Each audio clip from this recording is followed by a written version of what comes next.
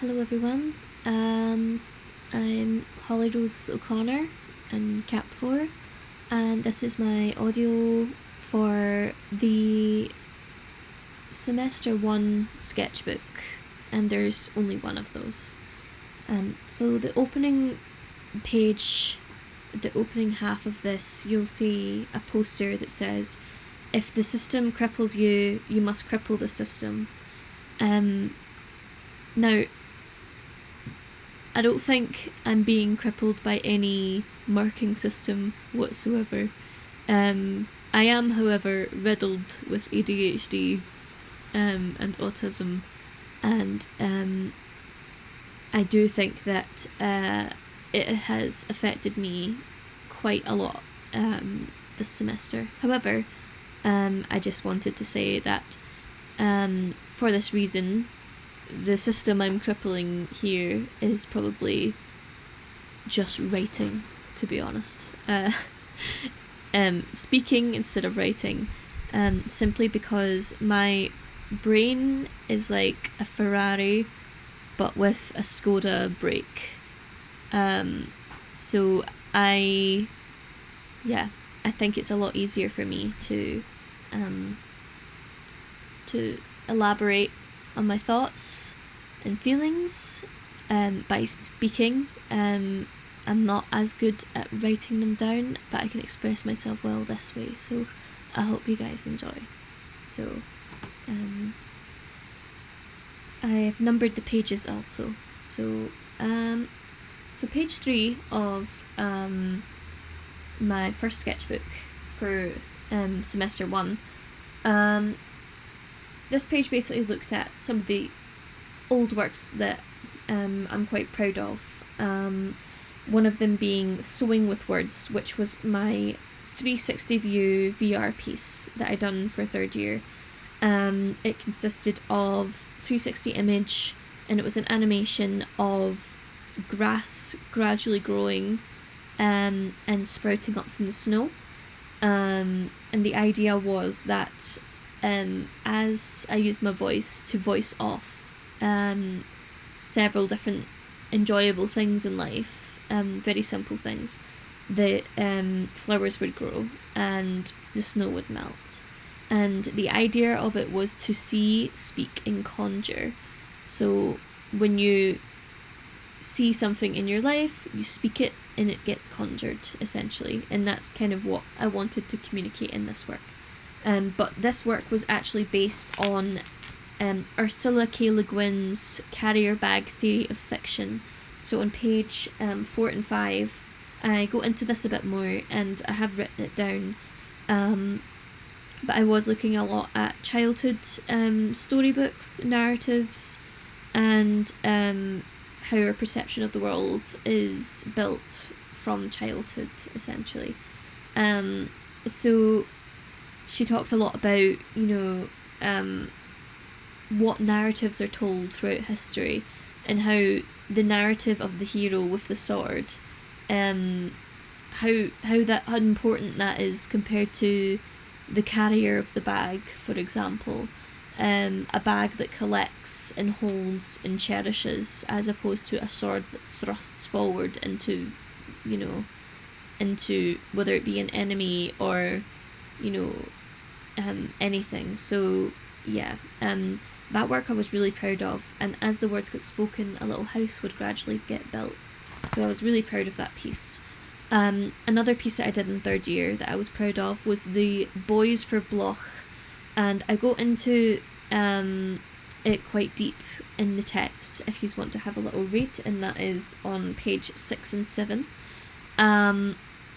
So I go into it more, but it is essentially boys representing something called anticipatory illumination that Ernst Bloch came up with when talking about the principle of hope. Hope being the beacon in the distance that drives humanity forward, essentially. So I really enjoyed doing that, and I wanted to do boys because I was trying to think of imagery relating to lights and something guiding you, like a lighthouse or something. But boys to me seemed a bit more interesting, and it was a collaborative idea, or it was an idea for collaboration that could have potentially happened, and it was speculative at the time because of course it was during COVID. So yeah. Page 8 and 9 is basically just me documenting me beginning to work with new materials coming out of COVID, and I felt like I'd missed quite a lot of opportunity to learn new processes. So that's predominantly what took up a lot of my first semester, was learning inside out how to use ceramics, and I think I did that quite well, to be honest. I started making a box, and I went into it a little bit about how that could have related to the whole carrier bag theory of fiction thing, where you're, this container is collecting bits and bobs throughout your life and representing, experiences and stuff, almost like a little Wunderkammer, but that's not really related, but I thought there was a little connection there. So page 10 and 11 show me looking at objects and materialism, but I also look at somebody called Mal Projects, who are a couple of people who make ceramic pieces that are really pretty and pastely and girly looking, and they make not only functional objects like cups and mugs and bowls and stuff, but they also make sculptural objects that don't function as anything, but they are very sculptural and organic looking, and the colour choice is amazing. But in page 11 I explore the idea of being grounded and materiality, so the material world being the physical material conditions that you live within. So I was connecting that to the nature of ceramics and how that it's essentially turning mud into something beautiful, into something that is, like art. And I thought that was quite a nice little connection there. So page 12 page 12 has a little look at my colour palette and why. So again, I go into a lot more detail, but I like looking into softness and girlhood, and it's always been something I've been quite willing to embrace in my work. Not just because I like those colours, but because I feel like this softness can sometimes be overlooked and be kind of not underestimated, but kind of deemed as naive, and yeah. But in which case, page 13 talks about the faux naive, in which it's an art movement where people deliberately use a childlike style to create these beautiful artworks that have the innocence and feel of childhood, but with more mature themes or even sinister themes often.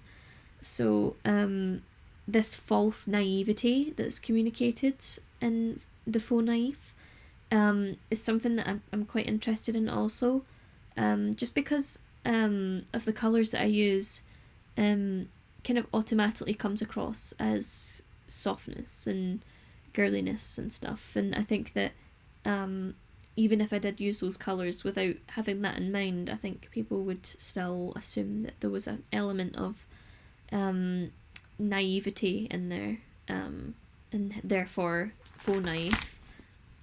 So an example of faux naive artists would be Tomoko Nagai. She makes works, again, look deliberately kind of childlike, but then in some parts they are very detailed and very soft and ethereal looking, but then in other parts it is quite childlike and scribbly, but in the nicest way. And her themes aren't necessarily dark or anything, but they could still potentially give away that vibe. they could still make the viewer feel uneasy to some degree because they know it is an adult artist. So that was quite interesting to me. In page 15, I was having a look at James Ensor, who is a Belgian artist. He isn't considered faux naif. He's not part of that movement, but his paintings celebrate the macabre, and his colour palette has always interested me, because the themes that he uses are quite sinister, such as his Masks Confronting Death painting, even though it's quite comical in the sense that death is standing there looking a bit small and a bit, like they're being made fun of, which they are in the painting. But it feels a bit different, a bit more. It's exploring something else. The fact that he's using these types of colours, and associating it with death, which is the kind of ultimate darkness almost. That was on page 15. So on page 16, combining darker themes with soft colours. Again, kind of going into that a little bit more. I was considering also the fact that James Ensor uses a lot of masks in his works. Now, it's something that I'm going to go into more in other sketchbooks. However, masking, as someone who has recently been diagnosed with ADHD and autism, and I've obviously had it my whole life and not known, but masking is something that a lot of autistic people do, especially autistic children, little girls for some reason. Probably why I kind of went under the radar a little bit, but masking is definitely something that I still do, and want to look into further in my work, definitely. So there's a lot of information on that on this page here. So on page 17, looking at Carla Black, who's a Scottish sculptor, and she works with kind of like physicality and materiality, and the delicateness of the materials that she uses is very like materialistic in the sense of the true sense. So it's you could almost go up to the work and feel it. You want to go up to it, and you want to know what it feels like, and if there's any weird textures, if they're nice textures, if they're bad textures. And I think that could be quite interesting in work, especially with considering things such as sensory issues or sensory deprivation, or sensory seeking as well, which is something that is quite common in autistic people. So page 18 just basically shows me making my first glazes. I wanted a pink glaze, of course. I wanted some pastel-y colours. They were quite hard to achieve at first because of the cone differences in each of them. I wanted to do some multicoloured stuff, but because they were different cones and they would come out different colours, then I was struggling to find ones. So I ended up finding a colour called Fancy Pink, which I'm in love with and still have right now. So page 19 looks at masks, masking, and fictional symbols. So the very first thing that came to mind after looking at James Ensor's masks was the character called No Face from Spirited Away. I'm not entirely sure why this character came to mind specifically, but for some reason the story of the character came to mind before I'd even looked at what the character like what their appearance was. So it's like a spirit that's lonely and isolated and seeks to make friends, essentially. And it wants to become friends with the main character, but it can't communicate.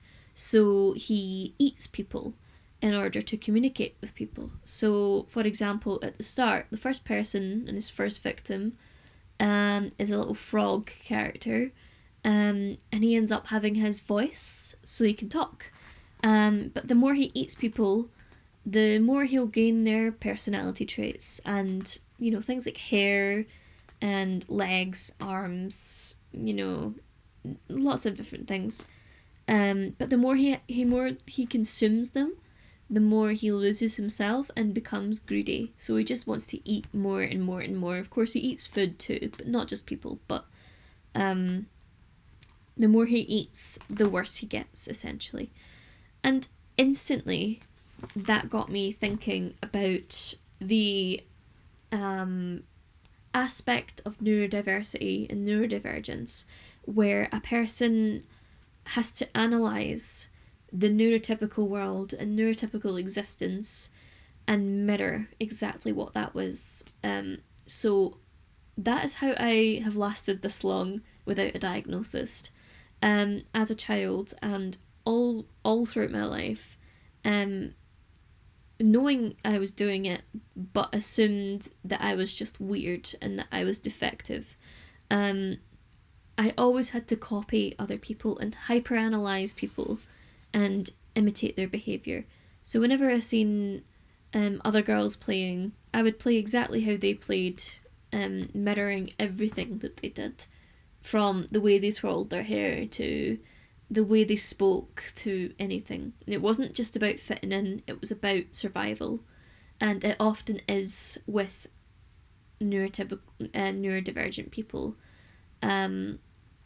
Simply because I knew that I would be ostracised, and I know saying it's about survival might seem dramatic, but it really is, especially if you want to consider, well-being and mental health, especially as you get older, and then you've got these terrible memories from being a child.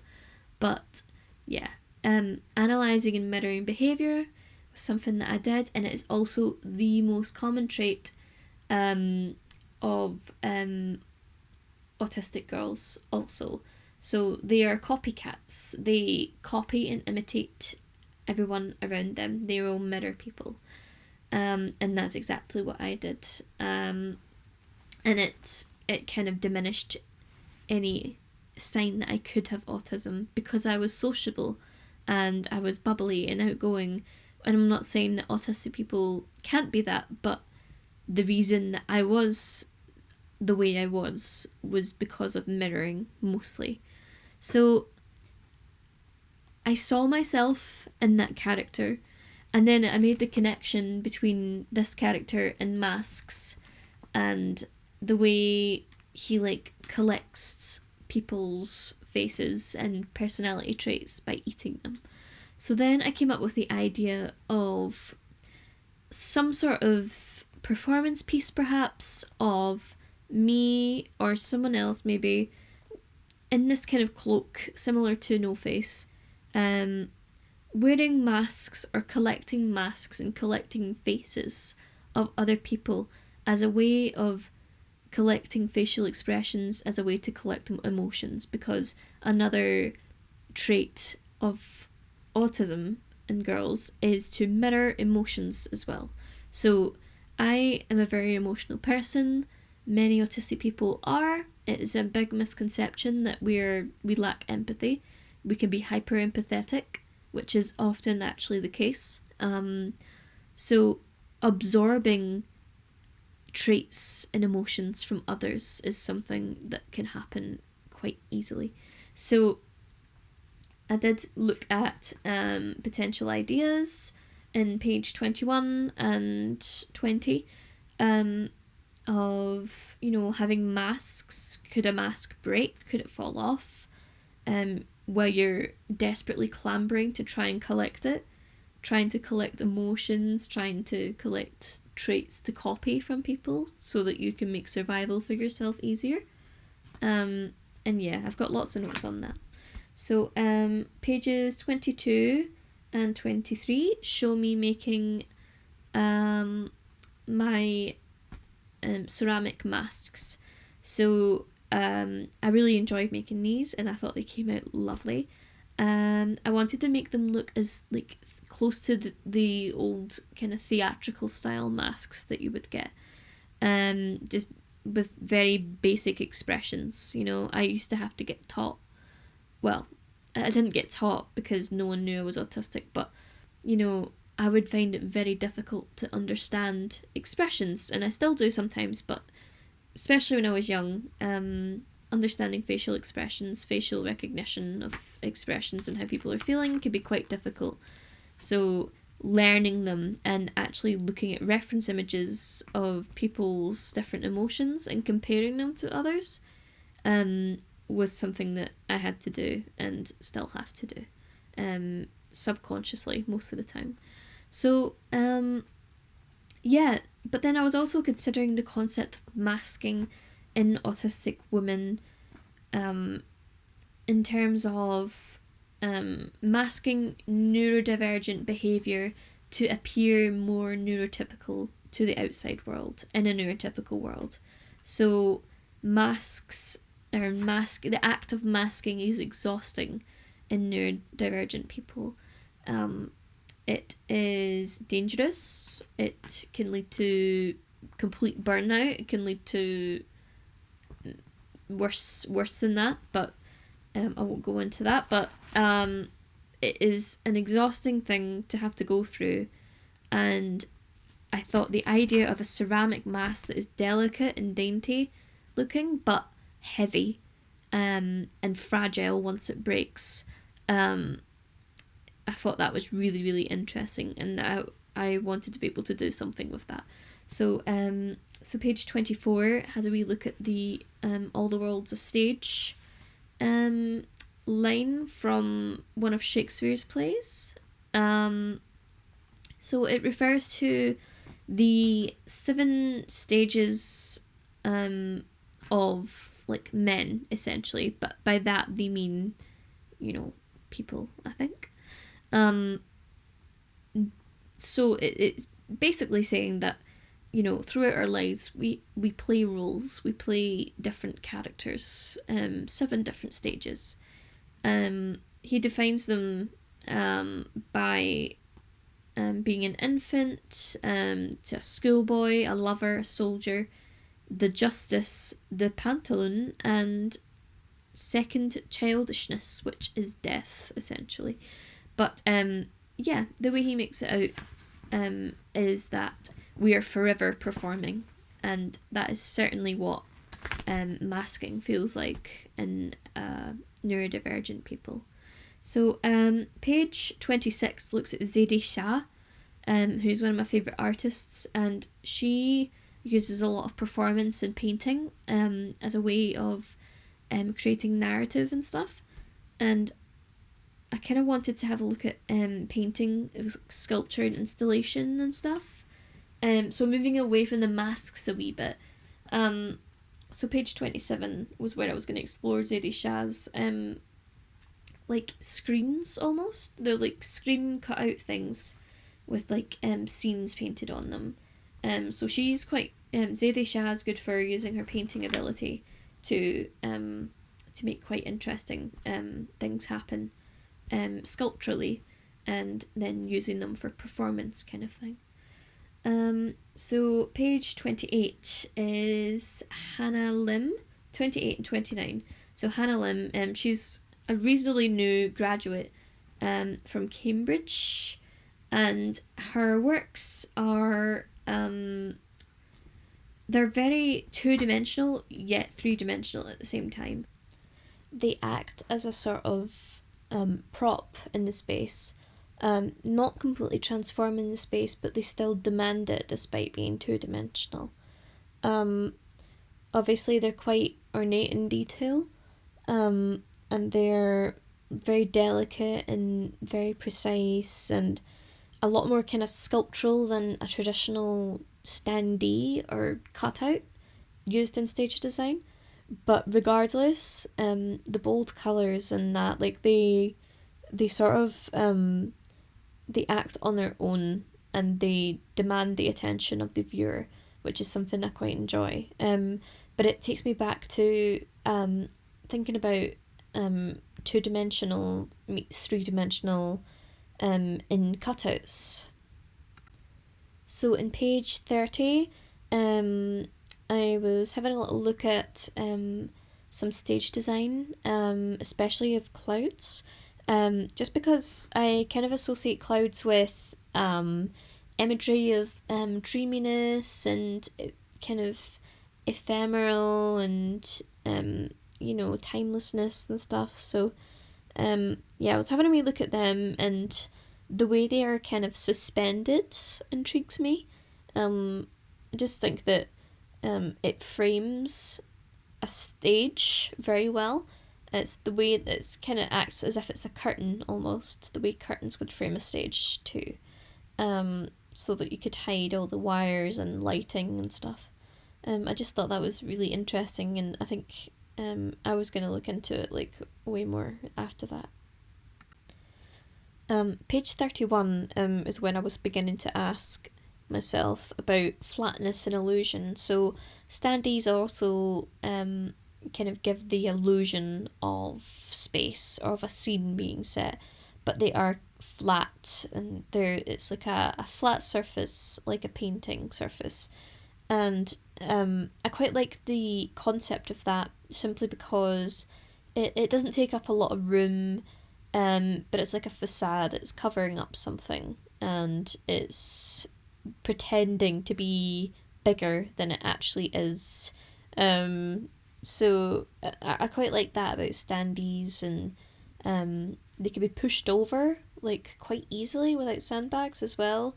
But yeah, but then I was looking at performing for another or for yourself. So when considering standees, stage design, performance, costume, stuff like that, all the things that I like to take into consideration, performing, if I was going to be making a work about performance, would it be for myself or would it be for another? So when it comes to stimming and daydreaming and stuff, which I'll explore further in other sketchbooks, it is often for yourself. It is for your own self gain, to escape from the kind of conditions that you're in through a daydream kind of thing. And that's a kind of performance that you end up rerunning in your head for yourself. But then on the exterior, on the outside, through masking and through, the kind of neurotypical expectations on people, it kind of means that you're performing for another at the same time. On page 32, I was considering scene setting, and what is it about scene setting that is pulling me towards interest, and it's the false construction of place. So it happens in daydreams, it happens in movies, it happens in cinema, and on stage. So scene setting, forcing an environment to become what you envision it to be, is what scene setting is all about. And it involves props, and it involves using material items and artistic, sculptural items, to give an illusion of space almost all the time. So props and objects. So, can a cutout, for example, exist on its own, as a prop, without it being part of a scene, without it setting the scene? And the answer is yes, because we've seen it in Zadie Shah and Hannah Lim's work, where the props themselves become the artwork. They become they take up the scene, whereas the scene usually dominates the whole image where all the cutouts are gathered, kind of thing. So one thing I wanted to talk about as well was why theatre. Because I use a lot of theatre references in my work, but I was a theatre kid. I loved theatre, I loved dancing, I loved singing, loved acting, and that was a big part of my life. But also, being a masker, being someone who has gotten away with, not being diagnosed autistic her whole life, has kind of constantly been a bit of an actress, has constantly been performing. So I feel like I've been a performer from the entirety of my life, and although I'd never want my work to be too personal, it ends up becoming that way almost instinctively.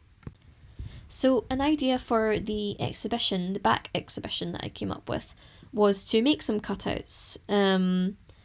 And I started looking at clouds as a kind of direct reference to having your head in the clouds and, being like in a daydream and stuff like that. So I did have a look at clouds on page 34, and then on page 35 I was playing a wee bit with like the ephemeral nature of clouds, and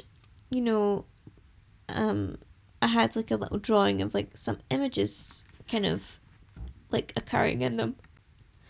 So on page 36, I was looking at Rebecca Chaperon, who's a painter that works with landscape, and she uses a lot of geometry in her work too. So she often has these like voids of like information, details in her work. And it's the lack of in these voided spaces and geometric spaces that make the work, because they can't contrast so much with the kind of soft, delicate pastel colours of the background. And then there's this really harsh shape in the middle of the page that kind of takes away from the illusion. It's almost as if a curtain's been ripped down, or it's like a backdrop made of paper and someone's ripped through it, kind of thing. And I thought that was something really interesting that I could maybe look forward to. So page 37 is where I started thinking about the cloud cutouts and what I could do on them, because I'd already decided I was going to paint them, but I thought about other things as well, like could I use these geometric shapes, having these little voids of geometric shapes with maybe the faces, like the ceramic faces that I had used that I'd made previously. I thought that could have been really fun. Or even just quite hyper-real clouds like the ones in page 38, where they're soft, delicate, kind of real clouds, but they've got these like deep black kind of geometric shapes happening in there as well. So then I wanted to consider after this with my cloud cutout, I mean, I'd already established by then that I was going to have 3 cutouts, 1 large one and 3 smaller ones that were suspended from the ceiling. So yeah, on page 39, I was looking at text. So I was looking at Bob and Roberta Smith and their text works, his text works rather. So text is quite important in my work, and I just find it easy because the same way as I find it easy to talk, I find it easy to do text in my work as well. It's in your face, it gets straight to the point, and I do need that sometimes. And I've worked with text before, so in page 40 you can see, it was like me experimenting with text beforehand in one of my digital paintings where I'd use a kind of gamey looking kind of text from like an old arcade game or something.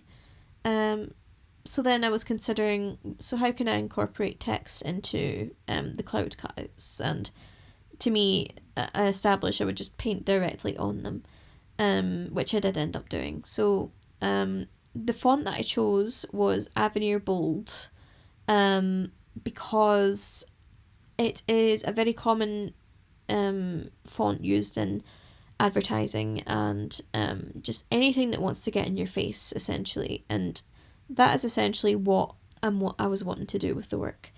And in terms of what was said in the work is "Let me be tender," which refers back to an old piece I did in third year, as you can see on page 43. It was an old piece that I did for my younger self, as a way of being a callback to when I was younger, and in an attempt to try and reconcile with her almost, and apologise to her for being harsh and putting neurotypical expectations on myself even. But "Let me be tender" is supposed to be a call from my younger self to the future, essentially. Because I was a really soft child. I was quite emotional, and I was quite fragile, and I got upset very easily and stuff, but it was mostly because of meltdowns and stuff, and I felt like no one believed me when it came to sensory issues. But I was kind of raised in quite a rough area of Glasgow, so it wasn't really the place to be, to have those kind of traits, but I did regardless, and I'm here, everything is fine. But it acts as a plea. It is a plea. Let me be tender. Calling out to the future, to my current self, and that's exactly what I would do for my younger self, and I really want to be able to do to myself now, is be tender and be gentle with myself for going through what I've been through as a undiagnosed autistic woman for my whole life, essentially. So from then on, after I'd established exactly what I was doing with the clouds, it just came to planning everything out, essentially. So this was the first cutout I'd ever made, and I did find it quite difficult, but Malcolm was there to help me every step of the way. It was the main body of the cutout, and to be fair, I did pick a really big piece, even with my final piece in the Degree Show exhibition. They're big, but they're not as big as just one cutout, so there's just more of them. So yeah, I've several pages. I've got 44, 45, page 47 also, or they're all like sketches of measurements, just evidence of me kind of working things out in my head. And then on page 49 and page 51 was just me doing some research on like audience and performance, and but not performance art. I mean like theatrical performance in the world of theatre, and how that relates to contemporary art. I just wanted to look at that, and how, like, where are the crossroads between theatre and contemporary art as opposed to just performance art kind of idea. So that's when I was having a little investigation of that. And then on page 56 all the way up until page 61 is just little snippets of evidence of the process that I went through to make the clouds. And yeah, that was pretty much it. The first cutout was quite hard to make, but now that, as soon as I'd learned how to make it, making the ones for the Degree Show exhibition was easy. So yeah, that's the end of this sketchbook. I hope you enjoy, and I'll see you in the next part.